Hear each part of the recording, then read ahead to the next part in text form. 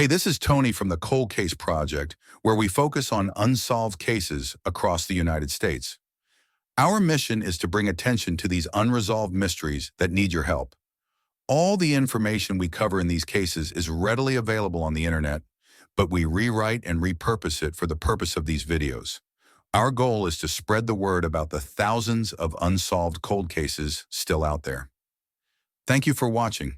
If you want to help shed light on these cases, make sure to like and subscribe for more content. Your support can make a difference.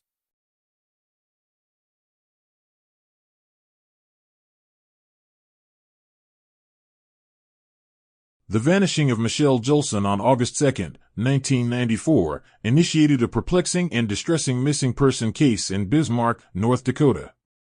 The last confirmed sighting of Michelle occurred at approximately 12:30 p.m. that day when she dropped off her 3-year-old son at the residence of the child's paternal grandfather, located in the 100 block of American Avenue. Before departing, Michelle communicated her intentions for the afternoon. She planned to purchase gasoline, attend to various errands, retrieve her paycheck, and perhaps engage in a game of bingo. She assured her son's grandfather that she would return within a few hours. However, Michelle never collected her paycheck, a detail that would later contribute to the growing concern surrounding her absence. According to the grandfather, Michelle was typically conscientious about communicating any delays in picking up her son. His unease began to escalate after 4 p.m. when Michelle had neither returned nor contacted him. His attempts to reach her at her residence continued until midnight, all without success. Michelle Jolson has not been heard from since that fateful day. A subsequent report offered a glimmer of hope, albeit one that would ultimately prove misleading. A friend reportedly cited Michelle at WeFest, an outdoor country music festival held in Detroit Lakes, Minnesota, on August 5. This account placed her in the company of a man identified only as Tom, who was said to be driving a black 4x4 Chevrolet. Based on this reported sighting, law enforcement initially closed Michelle's missing persons file. However, the file was reopened when Michelle failed to make any contact with her family, raising serious doubts about the veracity of the WeFest sighting. Current investigative consensus leans towards the belief that Michelle was never actually at WeFest, suggesting a case of mistaken identity or a false lead. At the time of her disappearance, Michelle resided in a trailer located in the 700 block of West Sweet Avenue in Bismarck. When police officers visited her residence as part of their initial inquiries, they found the front door secured with a lock. In contrast, the back windows of the trailer were open, and the television inside was turned on, suggesting an abrupt and unplanned departure. Michelle was employed as a blackjack dealer at the Burnt Creek Club. Notably, she was involved in a romantic relationship with a bartender at the same establishment. Prior to her disappearance, Michelle had confided in her loved ones about experiencing harassment from some of the bar's patrons. On multiple occasions, she expressed a feeling that someone had followed her home after her shifts. Furthermore, her vehicle had been subjected to vandalism. In response to this unsettling situation, Michelle had formally requested a transfer to a different work location, hoping to distance herself from the individuals causing her distress. A particularly concerning aspect of Michelle's allegations of harassment involved Donald Schaefer, who at the time was a lieutenant within the Bismarck Police Department itself. This detail introduces a potentially significant element of internal conflict and raises questions about the thoroughness of any subsequent investigation. In 1996, 2 years after Michelle's disappearance, Schaefer was ultimately terminated from the police department. His dismissal followed his arrest on charges of felony terrorizing and misdemeanor assault, stemming from an incident on July 12 involving his former girlfriend. Court documents related to a restraining order sought by the woman detailed disturbing claims against Schaefer, including allegations that he had thrown her down a flight of stairs on 2 separate occasions, punched her in the face, and made threats against her life. Shockingly, some of these alleged threats were reportedly made in the presence of deputy sheriffs. Despite these serious allegations and the prior claims of harassment made by Michelle Jolson against him, Donald Schaefer was reportedly never questioned or investigated in connection with Michelle's disappearance. This lack of inquiry into a potential connection remains a significant point of concern and speculation in the case. 6 days after Michelle Jolson was last seen, her light blue 1987 Ford Thunderbird, bearing North Dakota license plate number DAH-159, was discovered at a Comfort Inn in Bismarck. Law enforcement authorities have stated that while they cannot be absolutely certain, their assessment suggests that the vehicle was not present at that location on August 2nd, the day of Michelle's disappearance. Adding to the investigative complexities, the vehicle was released to Michelle's family without undergoing a thorough forensic examination, a decision that potentially resulted in the loss of crucial evidence. The interior of Michelle's car was noted to be unusually clean, with the exception of a half-eaten sandwich that was left on the front seat. This seemingly minor detail could potentially offer insights into Michelle's state of mind or the circumstances surrounding her disappearance. Later, Michelle's father informed the police that he had discovered fragments of scoria rock in the vicinity of the vehicle's intake manifold. Scoria rock is a type of volcanic rock that is not commonly found in the Bismarck area, making its presence near Michelle's car a potentially significant clue that warrants further consideration regarding its origin and possible connection to her disappearance. Michelle Jolson is remembered as a devoted and caring mother who maintained close ties with her family. Those who knew her have consistently stated that she would not have willingly abandoned her young son. Michelle was a graduate of Center High School and had relocated to Bismarck approximately a year after completing her education. Prior to her employment at the Burnt Creek Club, she held several other jobs in the area, demonstrating a commitment to her life in Bismarck. Investigators involved in her case do not believe that she left the area of her own accord, and the prevailing suspicion is that foul play was involved in her disappearance.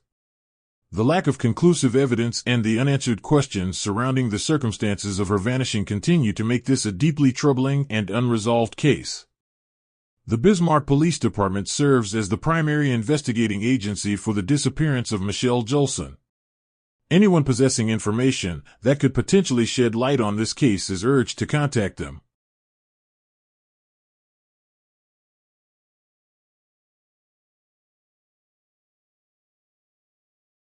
The afternoon of July 11, 2023, in West Fargo, North Dakota, marked the last known activity of Janet Warner before she seemingly vanished.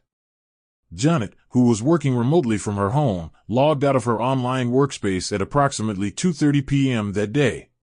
Her failure to log back in for work the following day, as was her usual routine, immediately raised concerns among her colleagues and family.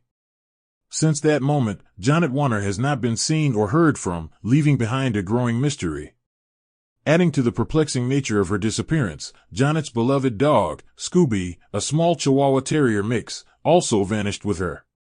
Further complicating the situation, her purse and her vehicle, a gray 2017 Nissan Rogue bearing North Dakota license plate number 261AZY, were also missing from her residence. Notably, Janet left her cellular phone behind at her home. Despite law enforcement's attempts to access the information on her phone, their inability to unlock the device meant that no immediate digital clues were available regarding her potential whereabouts or the circumstances surrounding her disappearance. In a peculiar twist that occurred a month after Janet's vanishing, on August 12th, her license plate number was inadvertently run through a law enforcement computer by a sheriff's deputy in the vicinity of St. Cloud, Minnesota.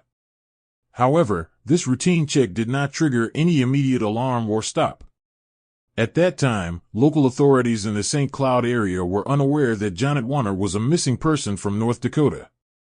Furthermore, the deputy who ran the plate number did not recall any specific details about the type of vehicle it was attached to or any description of the individual who might have been driving. This missed opportunity underscores the challenges in cross-jurisdictional information sharing in the critical early stages of a missing person investigation. The circumstances surrounding Janet Warner's disappearance remain largely unclear, with investigators and her family grappling with a profound lack of concrete leads. The fact that she seemingly left her home during the workday, taking her dog and vehicle but leaving behind her phone, presents a confusing scenario with no obvious explanation. In the weeks following Janet's disappearance, an extensive search effort was launched, particularly in Barnes County, North Dakota, prompted by a recollection from a farmer who had spoken to a woman matching Janet's description several weeks prior to her vanishing. This individual recalled a woman driving up to his shop near St. Mary's Lake, southwest of Valley City, asking for directions to Sweetwater Lake. The farmer noted that the description of the woman and her gray Nissan Rogue provided by law enforcement matched the person he had encountered. The woman had reportedly told the farmer she was just going down memory lane. Despite the specificity of this potential sighting, the subsequent search of the area, including St. Mary's Lake, Moon Lake, and Sweetwater Lake, involving boats, sonar equipment, a dive team, and drones, yielded no signs of Janet or her vehicle. A Civil Air Patrol plane from Bismarck also joined the aerial search efforts. Janet's identical twin sister, Jel Bachman, has been a steadfast voice in the search for her missing sibling, expressing the emotional toll the uncertainty has taken on their family. The family acknowledges the grim possibility that Janet may not be found alive, yet they cling to any hope for information. The fact that Janet likely took her senior dog, Scooby, along with Scooby's bed, and possibly her wallet, suggests a degree of planning or intention behind her departure, yet the absence of her phone contradicts this notion of a typical outing. The inability of Janet's family to unlock her cellular phone has been a significant obstacle in the investigation. While the West Fargo Police Department has possession of the phone and has reviewed it for any accessible information, the lack of entry has limited the potential for digital clues. Investigators continue to pursue any leads that emerge. Janet Warner was a long-term employee of Sanford Health, working as a billing and coding specialist, a position she had held since the age of 19. The fact that her supervisor called to report her absence from work the day after she was last seen underscores the unusual nature of her disappearance, as it was reportedly out of character for her to vanish without informing her twin sister or brother of her whereabouts. Described as divorced and single, there were no indications on Janet's computer of any new online relationships or unusual activity in the weeks leading up to her disappearance. Adding to the mystery, even her direction of travel after leaving her West Fargo home is unknown, with the potential sighting in Barnes County being weeks prior to her vanishing. A further complication is that Janet's bank accounts and credit cards have shown no activity since she was last seen, and there were no unusual transactions in the weeks preceding her disappearance. The family also contacted Nissan to inquire about vehicle tracking, only to learn that the 2017 Rogue model she owned could not be tracked through their service. Her sister, Jill, has shared that Janet had been experiencing depression but had not expressed any thoughts of self-harm. This information adds another layer of complexity to the possible scenarios surrounding her disappearance. As the search for Janet Warner continues, her family and law enforcement urge anyone with information, no matter how seemingly insignificant, to contact the West Fargo Police Department at 701-515-5500.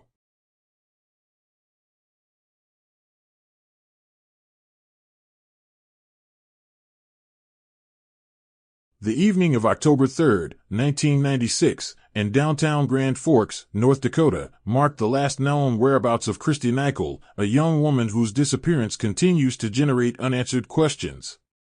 That night, Christy engaged in a social outing, playing bingo with a friend, an activity from which she reportedly won a modest sum of $500. Tragically, Christy has never been heard from since that evening. Her absence prompted her father to file a missing persons report 1 week later, on October 10, initiating an investigation into her sudden and unexplained vanishing. Those who knew Christy described her as someone who would not typically leave without informing her loved ones or remain away from home for more than a day or two. This established pattern of behavior initially led law enforcement to consider the possibility that Christy had left of her own volition. However, as the investigation progressed and no contact was made, the prevailing theory shifted towards the more concerning possibility of foul play being involved in her disappearance. A particularly disturbing line of inquiry that emerged in Christy's case involved the potential connection to a suspected serial killer who preyed on mentally disabled women. The individual at the center of this speculation was Floyd Todd Tapson, who had once held a supervisory position over several group homes for developmentally disabled individuals in the area. Notably, Christy Nikl had frequented at least one of these group homes. In 2003, Tapson's predatory behavior culminated in a conviction in Montana for the kidnapping, rape, and shooting of a mentally handicapped woman. Miraculously, the victim survived this brutal attack, and Tap's son was subsequently sentenced to a lengthy prison term of 75 years. The connection to Christy's case arose from a reported sighting of Tap's son in a car with Christy just 2 days after she was last seen in downtown Grand Forks. Furthermore, Christy had reportedly mentioned having a boyfriend named Todd, which is Tapson's middle name, adding another layer of suspicion. When questioned about Christy Nikl's disappearance while incarcerated, Tapson denied any involvement. However, authorities have not ruled him out as a suspect. They have publicly stated that Tapson's account of his whereabouts and activities around the time of Christy's disappearance was inconsistent, and some of the information he provided to the police was later proven to be factually untrue. This lack of credibility further fueled the suspicions surrounding his potential involvement. Tapson was also considered a person of interest in the earlier disappearance of Carla Anderson, a mildly mentally disabled woman who vanished from Minnesota in 1987. However, after being interviewed by investigators in that case, Tapson was ultimately cleared, and no link to Carla Anderson's disappearance was established. Adding another potential layer to the complexities of Christy's case, it was revealed that shortly before she disappeared, Christy had reported information to the police regarding 2 neighbors who were allegedly involved in selling drugs. Christy's father theorized that her disappearance might have been an act of retaliation for providing this information to law enforcement. However, despite this plausible motive, no concrete evidence has ever been found to support this particular theory. To date, no one has been charged in connection with the disappearance of Christy Nikl. Her case remains an open and unsolved mystery, a source of ongoing anguish for her family and the community of Grand Forks. Christy, who had been diagnosed with a developmental disability and possessed the mental skills of a 10-year-old, was also described as a fiercely independent individual. Despite her challenges, she was known for her bubbly, friendly, and social nature, and was well liked by those around her in Grand Forks. The circumstances surrounding her disappearance continue to baffle investigators and underscore the vulnerability of individuals with developmental disabilities. On the night she was last seen, October 3, 1996, Christy had enjoyed an evening playing bingo before reportedly attempting to visit a friend in downtown Grand Forks. Upon discovering that her friend was not home, Christy left the area on foot and was never seen again. The initial searches conducted by law enforcement focused on the downtown area, particularly the vicinity of South 3rd Street, where Christy was last seen leaving an apartment, reportedly upset after finding her boyfriend was not there. The Red River, which runs parallel to 3rd Avenue, was also a focal point of early search efforts, including the use of dog teams to canvass areas east and south of town.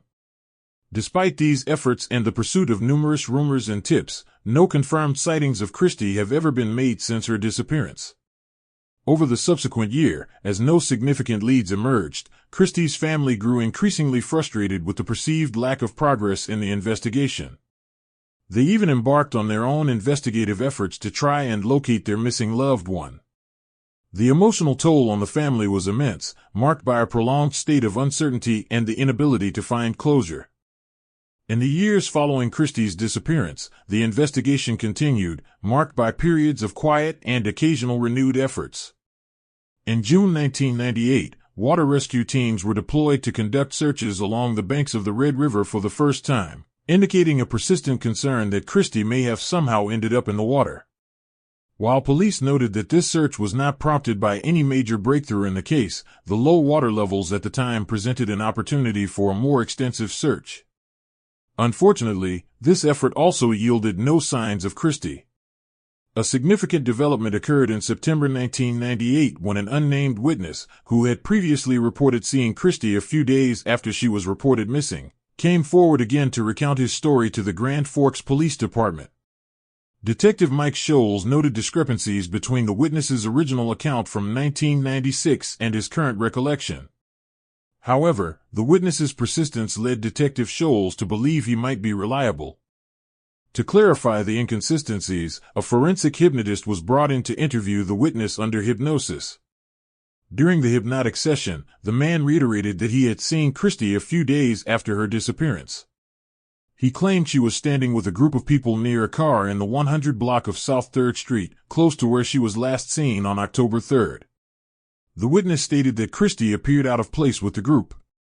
He reportedly approached her, informing her that she had been reported missing. According to the witness, Christy seemed unconcerned and eventually became annoyed, telling him she didn't need any help. He later reported this interaction to the police. The witness provided a detailed description of the vehicle and several individuals in the group, although he did not know their names. Based on these descriptions, Detective Scholes believed investigators had already spoken with some of these individuals and planned to re-interview them. Detective Scholes clarified that these individuals were not considered suspects but could potentially provide a more precise date for the sighting and lead to others with more information. Notably, this article marked the first time that law enforcement publicly stated that they suspected foul play in Christy's disappearance. 2 months later, in November 1998, a new individual came to the attention of investigators, 38-year-old Floyd Todd Tapson. Detective Mike Scholes became aware of Tapson after receiving information from authorities in Billings, Montana, indicating that Tapson had worked in a group home and lived in or around Grand Forks in 1996. Tapson had been arrested in Montana on October 9, 1998, for the abduction, rape, and attempted murder of a 22-year-old developmentally disabled woman. The details of this crime were particularly disturbing and bore similarities to the circumstances surrounding Christy's disappearance, given her own developmental disability and the time frame. The Montana victim had visited a group home where Tapson was employed and was offered a ride by him upon leaving. Tapson then took her to his home, where he assaulted and attempted to murder her. This violent history immediately raised red flags in the investigation into Christy Nikl's vanishing. Investigators heavily considered the possibility that Tapson and Christy may have crossed paths. Christy was known to be active in the developmentally disabled community in Grand Forks and frequented area group homes, including the one where Tapson had worked, to visit friends. Although Tapson had moved to Montana in June 1996, 4 months before Christy disappeared, there was evidence suggesting he may have been in the Grand Forks area around October 3. Adding to the suspicion was the unverified information that Christy supposedly had a boyfriend named Todd, which is Tapson's middle name. However, early reports also indicated that Christy's unnamed boyfriend at the time of her disappearance had been questioned and cleared, making it unlikely that this individual was Tapson. Tapson also became a person of interest in the 1994 death of Renee Lynn Nelson, a 22-year-old developmentally disabled woman from Moorhead, Minnesota. Renee was last seen alive in October 1994 and her body was found in the Red River months later.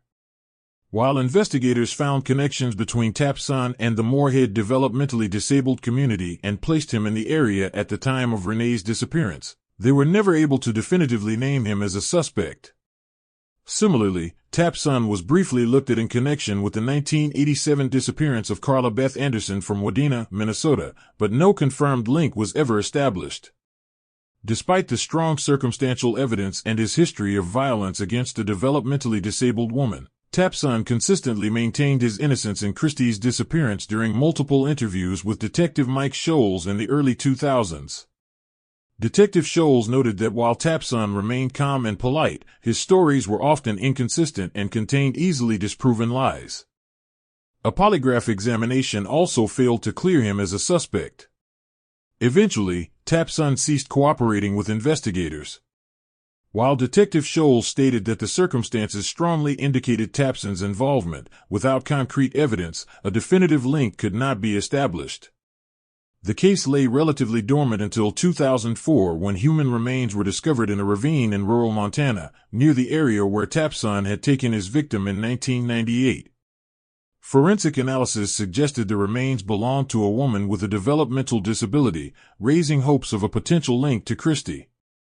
However, DNA testing in 2006 revealed that the remains did not match Christy's family, delivering another devastating blow to their hopes for answers. The next significant development in the case occurred in August 2022, nearly 26 years after Christy's disappearance. Following new information, investigators conducted an excavation in the 1000 block of First Avenue North in Grand Forks, near the foundation of a residence constructed in 1996. Cadaver dogs indicated the possible presence of human remains. However, despite the efforts of multiple law enforcement agencies and public works, the dig yielded no results. While this renewed activity offered a glimmer of hope, it ultimately ended in disappointment.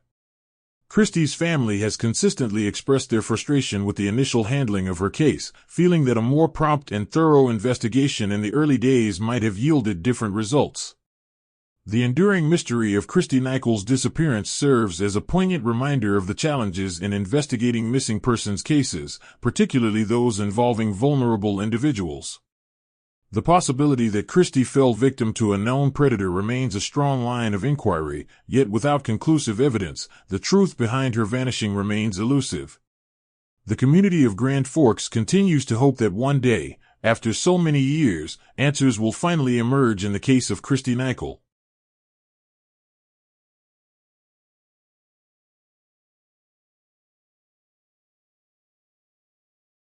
The timeline surrounding the disappearance of Talmage Patton presents an initial ambiguity, yet the available information paints a picture of a life abruptly interrupted in the summer of 1995.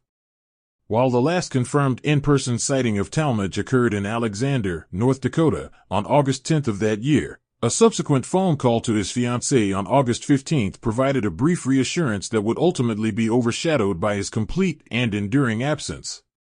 Talmage had made plans to embark on a significant journey, first traveling to Tennessee to visit his daughter and then proceeding to Oglethorpe, Georgia, where he and his fiancée intended to be married. However, he never arrived at his daughter's home in Tennessee, nor did he reach his fiancée in Georgia, signaling a disruption of his well-laid plans. Around the same time that Talmage last contacted his fiancée, a noticeable change occurred in his routine in Alexander, North Dakota. His daily visits to the local post office to collect his mail ceased abruptly, and he also stopped leaving his trash out for collection.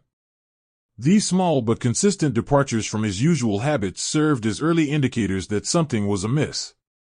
Following these changes and his failure to arrive in Tennessee or Georgia, Talmage's daughter, residing in Tennessee, officially reported him missing on August 26, 1995, initiating a formal investigation into his whereabouts. At the time of his disappearance, Talmage Patton was driving a distinctive vehicle, a brown half-ton two-wheel drive 1982 Dodge pickup truck. This truck was further identifiable by a white topper covering the bed and its North Dakota license plate number, 8755A. Adding to its unique characteristics, the vehicle was a former State Highway Department truck and still bore faint Highway Department emblems on each of its doors. It was also equipped with a CB radio antenna mounted on the roof and featured a full white toolbox situated on the left side of the truck bed. These details became crucial in the search efforts and for potential witnesses who might have encountered the vehicle. Approximately a month after Talmage was last heard from, in mid-September 1995, a harvesting crew working in a field reported a possible sighting of a vehicle matching the description of Talmage's brown Dodge pickup truck. The crew indicated that they had seen the truck in a field located about 10 miles north and 6 miles west of Alexander, North Dakota. They promptly reported this sighting to the authorities. However, by the time law enforcement officers arrived at the location provided by the harvesting crew, the truck was no longer there. Consequently, it remains unclear whether the truck sighted by the crew was indeed Talmage Patton's vehicle or another similar truck in the rural area. This unconfirmed sighting offered a fleeting moment of potential progress but ultimately yielded no concrete leads. In October 1995, growing increasingly concerned and seeking answers, Talmage's daughter and granddaughter traveled to North Dakota to conduct their own investigation. They made the decision to enter Talmage's locked trailer to search for any clues that might shed light on his disappearance. Inside the trailer, they found a scene that suggested a sudden interruption. A coffee pot in the kitchen was turned on, and a cup, spoon, and sugar were laid out on a nearby surface, as if Talmage had been in the process of preparing coffee and had been unexpectedly called away. Several empty thermos bottles were also found set out, hinting at his preparations for his upcoming trip. Further examination of the trailer revealed personal items that seemed to contradict the idea that Talmage had simply left on his planned journey. Bottles of his anti-seizure medication were present, indicating that he had not taken this essential medication with him.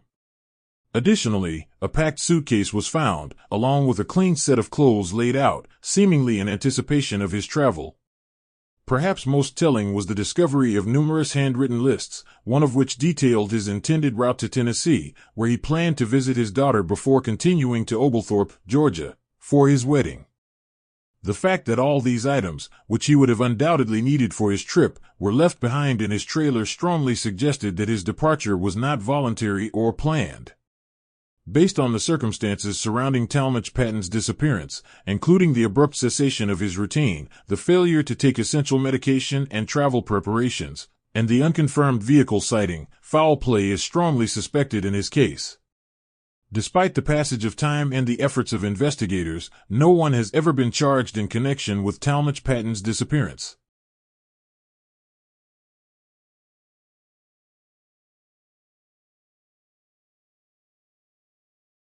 The afternoon of November 12, 1999, in the small town of Marion, North Dakota, marked the last known moments of Norman Limesand's life before he vanished without a trace. At approximately 3:30 p.m., Norman was seen departing in his easily identifiable vehicle, a red 1995 Ford Club Cab pickup truck, its North Dakota license plate reading EIP 754. A notable feature of his truck was a red toolbox, clearly marked with 4x4 decals, situated in the truck bed. Norman's journey that afternoon had a specific purpose. He was driving to his son's farm. This was a scheduled visit, and his failure to arrive at his son's property raised immediate concerns. Since that day in November 1999, Norman Limesand has not been seen or heard from, plunging his family and the authorities into a protracted search for answers. In the initial days following Norman's disappearance and the subsequent filing of a missing person report, a series of eyewitness accounts emerged, offering a potential lead, albeit one that ultimately proved inconclusive. Several individuals claimed to have spotted a man matching Norman Limesand's description at a church in Waubay, South Dakota. This reported sighting occurred shortly after Norman was officially declared missing. Adding a layer of intrigue, these witnesses indicated that the man they saw appeared to be emotionally upset. However, this detail conflicted with the known personality and typical demeanor of Norman Limesand, according to his family members, who found such behavior uncharacteristic. Despite the initial hope this sighting offered, it was never definitively corroborated, leaving its significance in the overall investigation uncertain. For days after Norman Limesand's initial disappearance, a significant and troubling discovery was made hundreds of miles from his last known location. On November 16, 1999, his distinctive red 1995 Ford Club Cab pickup truck was found abandoned on a street in the Rumpke Park neighborhood of Moorhead, Minnesota. The fact that his vehicle was located in a different state, far from his intended destination, immediately amplified the suspicion that something was seriously amiss. A grim discovery within the truck further solidified these fears. Traces of Norman Limesand's blood were found inside the red toolbox in the truck bed. Despite this crucial piece of evidence suggesting injury or violence, there was no other sign of Norman himself at the scene of the abandoned vehicle.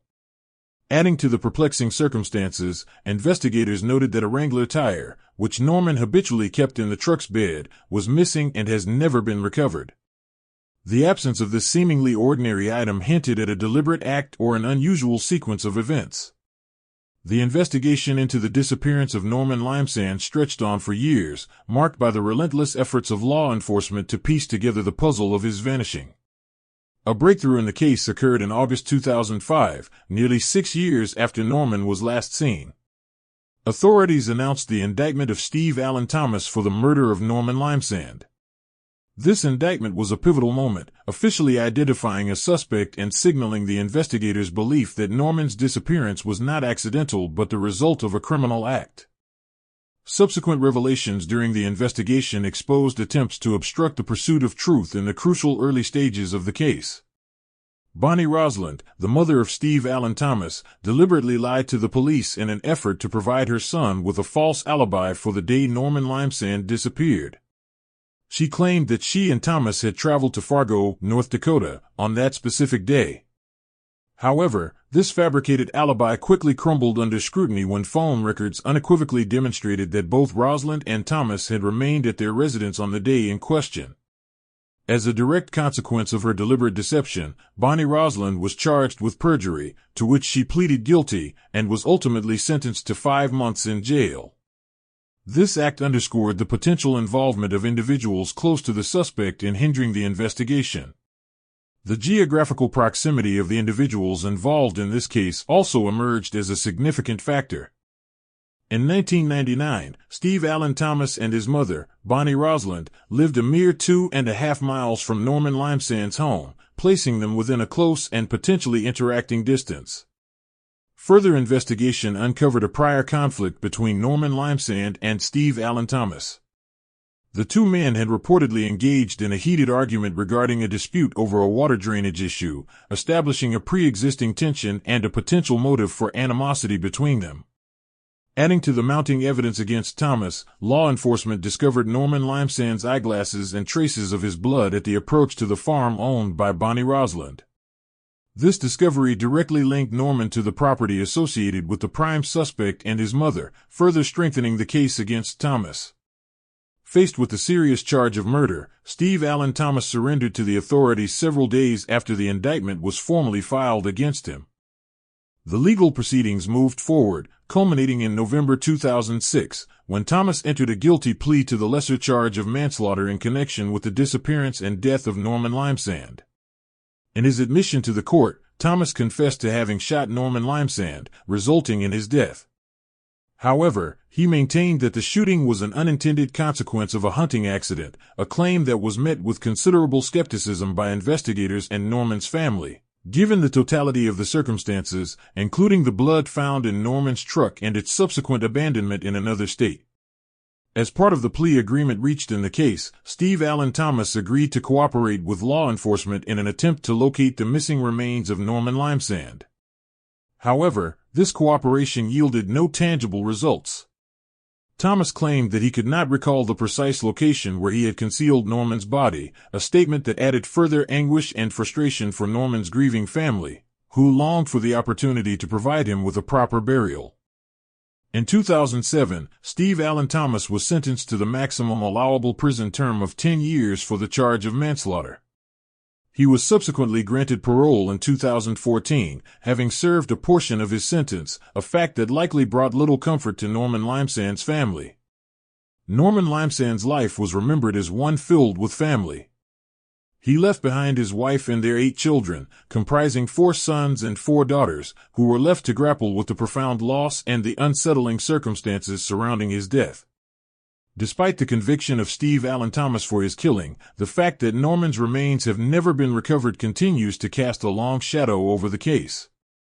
The suspicious circumstances surrounding his disappearance, the discovery of his blood in his abandoned truck, and its location far from his intended destination all strongly suggest that foul play was indeed involved in his death.